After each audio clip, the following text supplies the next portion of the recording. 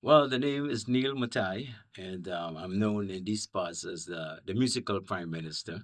And I had that handle now for some years. And if you were around in the early years here in Baltimore, I would have had other handles that I used before I arrived at the musical prime minister. But such as when I DJ, it was DJ Neil. I had Mr. Cool and so forth. And then I got to a place where, was the musical prime minister, But the journey started, I guess, coming from Trinidad and Tobago and coming here in the early years. And is the years where there weren't a lot of Caribbean people or Trinidadians here and Tobagoans here in the city. The community was really small. And trying to find your space here in the city and trying to hold on to the culture as well. I gravitated to music, and I have a love for calypso music, and so that kept me connected to Trinidad and Tobago, so and the Caribbean at large, and so I I started to buy equipment, and I would buy every calypso record that I could put my hands on. There weren't any record stores, so sometimes we had to travel to New York, and pick up the music up there and so forth. So that was the early years, and from there I um I started to play in parties, in like basement parties back in the day. So that's when the name TJ Neal and that era came about, and playing in basement parties and house parties and so forth, and building quite a following at that time. And so it started in the basement. All right. And what year was that? Around what period? This is like in the early. This is in um, early to mid 70s. I'd say around 74, 75. You know, and yeah. So at that time, we were a lot of young. At that time, a lot of young trainees were coming into the space, and they wanted some place to go, and hear the music. And believe it or not, at that time, we weren't playing a lot of our music. We were playing a lot of funk music and disco music, and a lot of American music were being played in our parties. But we wanted to party with people like we knew, and so that's where it really started from. And then soca came in, and when soca started to come in, and we gravitated to soca music, and because that was like ours, and I held on to soca music, and so we started playing much more soca in the parties, and to a point where we were playing non-stop soca. When you come to our parties, you know it's a soca party, even though we didn't say it was a soca party, because that's where we were going, and so we just continue on, and got into also retail, and I moved on into some business and start doing retail business, selling records. Yeah. So I worked in a record store first, and then the guy he wanted to sell, so I encouraged my father to invest in it, and so we opened a record store, and so I really got into the music there much more, in terms of selling music and all that type of thing, because at that time, there weren't any record stores around that sells our music like that. So so from that point on, it would have been like getting into this latest part of the 70s. And this great radio station opened up in 1977. And they had a show on the Caribbean show called The Caribbean Affair for 1 hour. And a friend of mine's, she was the host of the show, but she reached out and asked if we can provide music for the show, supply albums. So, which was fine for us because we would send the new albums, and she would play it, and people would come in the store Monday and Tuesday looking for the song, right? So it was a nice working relationship, Miss Kamlit Coombs, big up Miss Kamlit Coombs. Mhm. And so one one week, one time, someday, I can't remember exact, she called me and said, Neil, I'm going to Paris. I needed to fill in for me. I said, on the radio? She said, yeah. And at that point, I didn't know anything about radio. I knew music, and of course DJing around the city and so forth. So she said, "Okay, I'll have someone up here to assist you with the equipment and the board and all that stuff." So no problem. So I came up here blind, and that's how I got into radio. And I got in here and I had a had we did a thing by that time was like a 2 hour show, I believe, and it was I fell in love that day to this new medium that I was exposed to, um, and from then on, every time she traveled, I was filling in. I was filling in. So I was getting pretty, pretty good at it. I was getting comfortable, I should say, Mhm. because when you first do this, it's such you get a little nervous. You know what I mean?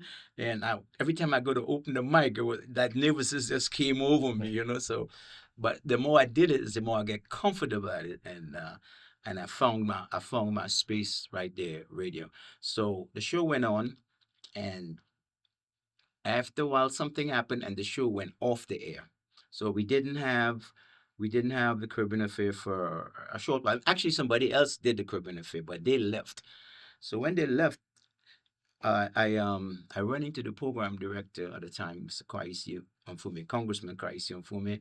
He was the program director here at the time, and I asked him. I say, I like to come in and and do the show. And he said, but he didn't, he told me he didn't like how the show ended, but he would send him a demo tape, and I would and a proposal, and he would think about it. Well, I jumped right on it right away. I got my tape and my and got all my stuff together and handed it to him. And I think within a week, I came in here, cut the promo, and I was on. He gave me 6 p.m. Saturday morning to like 9 p.m. 6 p.m. Saturday evening. AM, AM, Oh, 6 a.m. AM, Okay, good. AM. Hmm. So I was like, wow, who's gonna be up that time of the morning to Hmm. listen to old music? And but I took it. I took it, and needless to say, after a month, I got from 11 to 2. So That's prime time. yes, prime time, 11 to 2, and we took off there, and that's how we started the musical. The Actually, at that time, I was not the musical prime minister yet. I was still just Neil Mattei on the radio. The prime minister didn't come into play yet, but starting to build a nice following. Started studying radio then, because as I said, I just jumped into it by accident. So I started listening to broadcasters. I start, you know, um, reading a lot loud. I'll be working on my job and I'll be reading the newspaper real loud, and everybody was saying, Neil, why are you reading so loud? They didn't know I was practicing radio communications Hmm. on the job. They thought I was going crazy or something, because everything I do, I was reading real loud, So, and trying to, working on myself. So at that point, I asked, I asked someone about going to broadcasting school because I really wanted to get all the way in. And I went to the broadcasting school, and they gave me a little test, voice training, the voice test. And when I did, the guy said, "You don't belong in here. You already." He said, "You know what you're doing." And so I never went. And so that's how the radio thing started, and we built it from there. And at one time on a Saturday, we had like 8 hours because Oh. we inherited a lot of different time hours, and we did everything you wanted. Yep. And our show was like top ranked, even on the station. Our weekend numbers were stronger than the weekday numbers here at the station at one time. It was people never understood how a weekend slots in terms of listenership was much more than weekdays. Yes. You know, and it was like that for a long time because Saturday was the um, Caribbean programming, and Sunday was the gospel. So between the Caribbean and the gospel, we held it down here, and of course, it's a public radio, so we did membership drives, underwriting, and this was the place to advertise if you had a show, event, a business, you're launching a new restaurant. And at that time now, a lot of Caribbean people were coming in, so they were opening businesses, so they were advertising. And so we were bringing the funds in to the station. People were supporting because this is the place that they were hearing their music, and the news, we expanded to having news, and we're giving information about the events around town and so forth. Mm.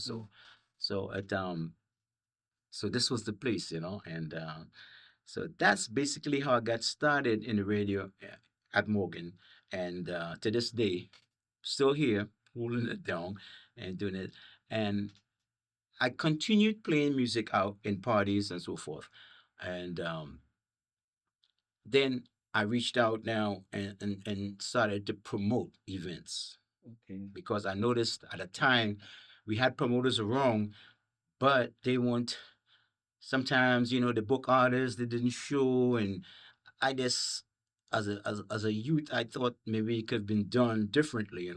So I organized a production group. We call ourselves the Four of Us Productions. We started off as the three, and then we ended up being called the Four of Us Productions. And with the Four of Us Productions, we started to promote shows and parties in this town like they have never seen before. We started to draw crowds like they have never seen before, and up to this day, uh, uh, um, I haven't seen some of those crowds like we did back then. We brought in every hot act from Trinidad and Tobago. I mean, from bands, we had bands like Carol and Carol. We did Carol and Carol and Ecstatic. Marshall was around 16 years old. We brought him here with Carol and Carol. Two bands. First time that ever happened in the city. We brought Song Revolution. We brought Chandelier with Ronnie McIntosh. We brought, I mean, who else? I can't even think of all the bands that we brought. Artists, David Rudder, Ronnie McIntosh. I mean, Iowa George, Ricky Jai. Just about everybody who was hot in Trinidad and Tobago's carnival, we brought them here. And boat rides. We had boat rides. Sold out boat rides. Four of Us Productions. I must big up my brethren, um, Waxman Steve, Boogie Spice, and of course the late Tony Anthony Booth Caesar passed away. And yeah, and so while I was doing the radio, I was also promoting, you know, and we did around that time we touched into a little music productions. We did a couple of little songs, distribution, and for I think we had a chandelier song and we had another song. So that's when I got in, get a little taste of music productions and stuff like that. And that would come back later on into play with me. But I continue doing the radio, and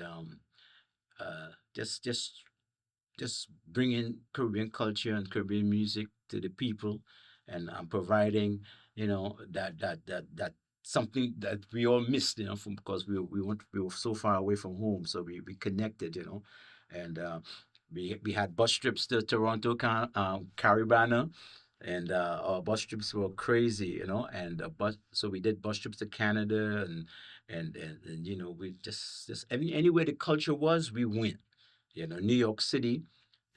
We went up there. When we had events, people would bring bus rides from Philadelphia and New York and DC would come up to Baltimore to party with us because you know at that time we had a calendar. At the beginning of the year, we put our dates up on the calendar, so everybody knew our events and the dates that's coming. We almost never really had to promote sometimes because Mm. they know 4th of July weekend is the short pants party. They know Memorial weekend is a show. We having somebody from Trinidad. They know August that means we having the event. Christmas we having a parang party, and that type of thing. February we having a pre-Trini Carnival fete or something. So we did that. So my thing was always radio, promotions, and was all about the music and only about the music every time. You know? Yes. And as much as you did the music and the promotions and so on, I see that you did some diversifying, like you did not stay in one area.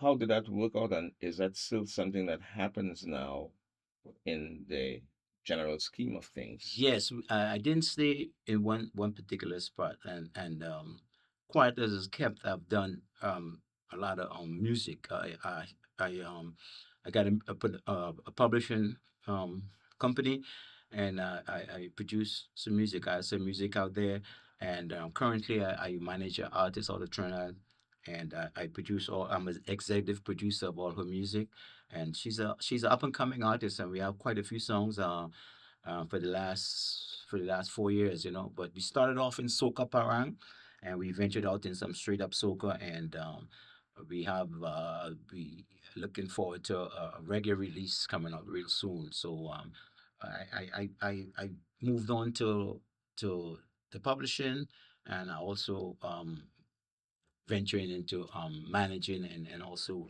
being an executive producer in some music in some artists, but I don't really want to take on a lot of artists. uh, I want to focus in and she's a young she's very talented. What's the name? Her name is Fallon. Hmm. Fallon, and she's That's a stage name? that's a stage name, yes. Mhm. And she goes by the name of Fallon, and she's you can always find her on in any of the social media platforms, and her music is up on YouTube as well. And so we stay in there, and that's my new baby. Hmm. Just like the production and the radio. So that's where I'm at right now. What's I'm working on. That's awesome. Now, in relation to the some of those parties and so on that are hosted in the city, Baltimore, um, do you have any idea or any plans taking those parties out into other jurisdictions like Toronto, like working with a partnership in Toronto or something like that of that nature? Yeah, I never did Toronto, more or less for the most part. I stayed in the Baltimore area, DC. Did a lot of stuff in DC, and I would play. In the early years, I used to play in Philadelphia, went to Virginia, and so forth. Mhm. But I never really, do like parties and whatnot. What I would like to do now with her is to get her in events in those places. You know, Right. yeah. But And the reason why I ask if you venture out, I know some things have, work permits related mm, issues that prevent some artists and their support systems from mm, functioning in those other places. But there are things that in the culture, the steepine culture in Toronto, if I could talk about that a little bit because I reside in Toronto. mm.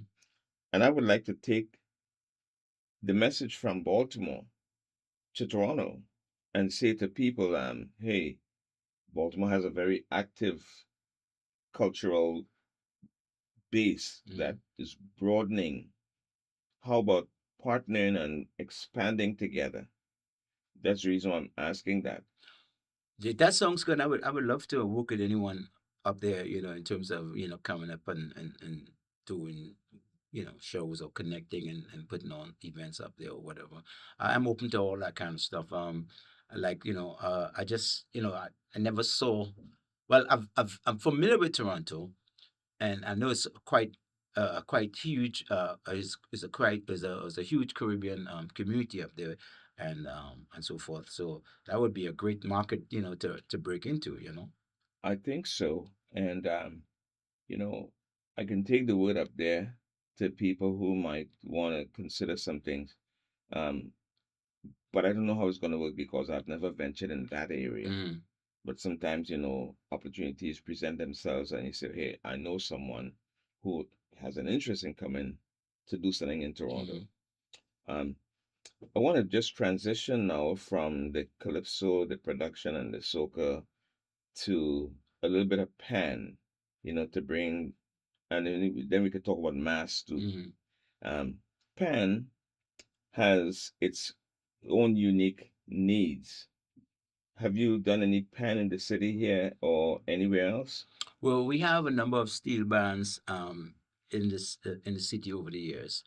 I did start it off even that in the early years in my formative years in the game with a steel band. There was a band called the Pacesetters Steel Band, right? Princess? Pacesetters. Pace setters. And when they formed, I was in the band. I didn't stay long because there were other things pulling me. The DJing and the other things was pulling me away. So that pulled me away from steel pan. But have great love for the steel pan. I have promoted shows where I use steel pan players. I brought Ken Professor Fillmore on two occasions to Baltimore in concert. I've worked with talented musicians, band players we have here, like Lenny Rogers. I did a festival last year with him. I'm doing one very soon here for Caribbean Heritage Month here in Baltimore, and I'm using young sister Candia Shepherd. She's a tenor band player. I'm using her as well. So although I am was active in like a playing part of the steel band, I would promote events. Like I say, I cherished my relationship I had with Professor, and I brought him here on two occasions, man. And I those to me, those two are my better shows. Yes. Um, did Boogsy ever come in this area? Booksy has been in the area. I remember Booksy coming here in the 80s, Mhm. and when we had an early carnival. I remember he was here. Yeah, And because I have a friend who's a founding member of Phase Two that lives here, and he's a good friend of course, of Booksy. They formed Phase Two together. He lives here, so he came here. I remember meeting him here back in the day. yeah. So now, something realized that in the steel pan world, just to talk about the flag women, anybody who grew up in Trinidad, they knew a flag woman and the dynamism that a flag woman brought to a steel band. Yes. There is a gap. Tell me if you've seen any people, because flag women are really dancers. Uh-huh. They are prolific dancers, but nowhere in the world do I see people get an opportunity to learn to become a flag woman. Okay. Pan people learn to play pan, they learn to arrange, they go to school for pan, but nobody in all the Caribbean dancing and the African dancing, that the cultural dancing that we do, nobody says this is a course specifically designed for flag Like, oh women. wow. Yeah. So I'm trying to bring that idea to the forefront, and I'm no dancer, Mhm. but I believe I will be pushing that towards people who have connections with dancers in our culture. Okay. So that's a thought I just wanted to put out there. Yeah, well, it's interesting, Kitchener did sing about the flag woman. Right. And, flag women and men on the whole, it was a very important part of the steel band coming down the road on Carnival Day, as I remember as a young guy. Yeah. Yeah. Just my last thought on the flag women. I remember when Catelli, well, maybe they were already Trinidad All Stars, Massey All Stars, or whatever they were at that time. When they did Showtime, Mhm. their flag woman, in the introduction of that panorama piece, she was doing a dance. I remember because I played music in dance bands. Mm, And when you see women who can really lead an orchestra or lead the dance floor, when they come out to dance, people just flock out. yeah.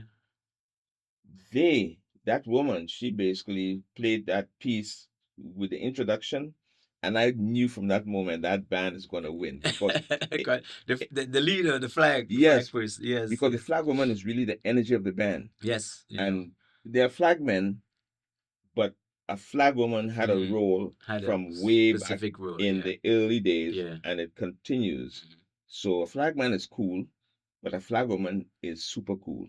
Yeah. Well, I love, sometimes time changes and we move on to on to other things, but some of the keeping some of the old traditions, man, alive, and to carry on to the next generation, I think is important as well. At least for them to, to see and experience some of the things that, the elders and, the people who, came before, did, you know what I mean? Because seeing a steel band coming down the street years ago and seeing a steel band now today is like two different things. They're on racks now. Hmm. Back then, Solo Hammer Nights, one of my childhood bands coming down there with 100 band on there with 100 players. Hmm. That type of thing. And pushers. I push band for Panorama, for Solo Hammer Nights, for Desperados. Those are two of my favorite bands, Yeah. and yeah. So I push some pan, I put some pan into Panorama in the early years. I Yes. remember Solo Hammer Nights going through the savannah playing bongo, and I was yeah, man, Yeah. yeah. Do you remember who was the arranger for Bongo? I don't know. I don't know. But my good friend is a founding member of Harmonites, Hugh Loy. And I may have to call him and ask him. And I also went to school with a brother named Herman Barrington also played with Harmonites at that time. And I had quite a few other schoolmates that played with Harmonites back then. Yeah. So yeah, because I actually know not knew the guy, but I know who actually. It was Earl Rodney. oh, right, yes, yes, you're correct. Yeah. Earl Rodney did Rekka and he did Bongo. Okay, well, Earl Ronnie is a really top musician on the whole. Yes. He's he Yes. he won a few Panamas with Yes. Harmonize. Yes. That one slipped me. Yeah. No, I that's all right because Earl Rodney just passed maybe yeah. in the last year or Rest two. in peace, Earl Ronnie. Yes. Thanks to the music. Yes. Yes. He did a beautiful album with He had a group Fortunaire called Earl Rodney and and Friends. Friends. Yes. And that's right. And um they did some beautiful music. Mm-hmm. I remember the trumpet player and the sax player. Uh, Trumpet player was Fortunaire Reese, one of my mentors playing the fugal horn. I used to play fugal horn. I know the brother is kind of Kind of, short, kind of tough. yes, Yes, I know yes, him. Yeah, kind he's of, very good. yeah. We say kind of Spanish guy, Yes, yes, Latino guy. yeah. Yes, he was very cool. He was a gentleman Mm-hmm. mentor. And then his buddy who played along with him was Jude Bethel. Okay. And they played together. They go to grooves together. I just want to insert here that a song I composed in 1978 for Blue Ventures Combo, when I played with Blue Ventures Combo on the horn, um, Jude and Reese, along with Carl and Carol Jacob, Mm-hmm. with the Bobby Kwan Blue Ventures band at Mm-hmm. that time, we recorded that song, Let's Sing and Dance. Okay. Let's Sing and Dance. It wasn't a big hit, but anybody who listened to that song now, they would refer. They said that song should be redone. Mm-hmm. That song is a I beautiful will look song. for that because I have quite a bit of Blue Ventures early music. Um, what's the name of it? Song and dance. Let's Sing and Let's Dance. sing and dance. I Okay. do have I do have a version of Okay. it in Yeah. my. I could bring it up on my YouTube No, you tell channel. me something I was not aware of. I didn't know Carl and Carol sang with Blue Ventures. They didn't sing with them as a fixture. Oh, they did this the recording. Yes, Oh, because okay. they were based in the studio down at Coral Studio at that time. Doing a lot of backup work. Yes, Mm-hmm. so they were okay, Kitchener and everybody down in the studio, Spire and all these guys. Mm-hmm. David Rudder was there with them too. Mm-hmm. And when we went for the recording, we had people like Mm-hmm. Ralph Robinson, and Colin Carroll. I gave them the song and I said, "This is how the song is structured." Mm-hmm. And they basically did their Colin Carroll thing, and that song Okay. is fantastic in my opinion. Uh-huh. And I'll share it with you shortly. I love to hear it. Yeah, and you're talking about the early years of music. You call in the choral studios down there, and you're talking about Karen Crowd and backups. And I remember the years, the bands, the live bands, man. I sort of kind of miss that today. And you mentioned Blue Ventures, and you called David Weather with Charlie's Roots, and and Fireflight, and Song Mhm. Revolution, and Chandelier, and Yeah. yeah, that era was awesome in terms of our music, and even you go further back than that, which is a little before my time sometimes. The '60s with the combos, and Yes. then you even go to the big band songs, the Joey Lewis's and all that, Yeah. and I had the pleasure, in even my promotional time, I had the pleasure of bringing Joey Lewis to Baltimore twice, and those type of shows. Although I was doing the soccer shows, and for the young people, I always kind of went back and bring something for the older folks, and so I did Joey. For the pan people, I bring Ken, and Calypso. I had. We bring the calypso artists, Poser and Rootsman, and you know, I did a calypso show down at the Crossroads. I had people like who was hiding there. We had Aloes, I had Sugar Aloes, and I can't, oh man, I can't remember all the names. We had quite a few artists, Yeah. I've worked with Beckett. I've done things with a lot of the Swallows, Antigua, Mhm. yeah, Winston Soso. You know, you have a very specific role in holding the culture, holding it down and holding it together. And as you mentioned, some of those names of the musicians, the calypsonians, the soca artists, and the combos and the big bands like what we talked about, the Bert Bailey and the Jets, the Manu Maslin, the Sel Duncan, the Clarence Curve, and Esquire's Brass with Clive Bradley, Hmm. um, Casanovas with Monty Williams, which band again? Dean and the Celebrities, the band that I started playing as a boy Hmm. around 17 with. Um, Solid Seven Combo, Okay. then the Ansel Wyatt, Hmm. and also there were some bands that were basically like Andre Tanker. I love Andrew Tanker music. You know I'm that. a huge fan. So Huge. tell I, me, I tell me. still play his music today on Yes, I have an internet radio station, and I feature Andre Tanker's music and some of the acts that you call there, some of those back in times old school acts. I feature them on my internet radio a lot, and yeah. But Andre Tanker music, I think, I don't know, man. That's something else. yes, yes. So tell us where we find that internet radio station. Yes, for 4 years ago in the pandemic, I got this crazy idea. Somebody suggested to me why I don't do an internet radio station. And at the time, I'm saying I'm already on the radio. I don't know if I want to do an internet radio. And they said, give it a try. So I launched the musical PM radio. I call it musical PM radio. Okay, and Is it the Prime Minister thing again? yeah, the musical PM radio. Yes. Okay. So and launched it 4 years ago. We just celebrated our fourth anniversary this past April of this year, and we feature music. We have a calypso segment. We play classic calypsos every day from 12 to 2. We call it Calypso for Lunch. I do a show on Sunday mornings at 10 a.m. Called Easy Sundays, where I feature nice and easy music, and I also take you back, play some pan jazz, and I also take you back to some of those acts you call there. I've played groups like the Lunatics, and I played songs by my Ken Charles. I even told you I played a Dean and Celebrity. I didn't even know you played with him. You know what I'm saying? And Yes. yeah, so I tend to play some of the classic stuff, and I would also play the new stuff as well. We have DJs comes on nightly, from as far as London. We have DJs here in the Baltimore area. DJs are Trinidad and Tobago.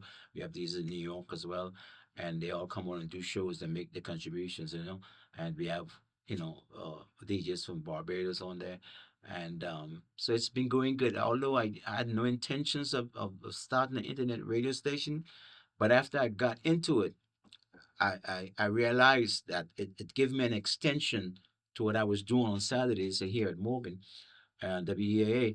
I can play a different set of music and still within the culture, music that, you probably, not going to hear often, you know So that gave me that space where I can dive in to the other stuff, some of the stuff that we thought that was gone. Yeah. Can you tell us the radio station? How the name of the radio station is the Musical PM Radio, right? You can download our app. We're in all app stores. Just search for the Musical PM Radio in the Android and in Google Play. The Musical PM DE Musical PM Radio, and in the Apple Store, just search for DE Musical PM. DE Musical PM in the Apple Store.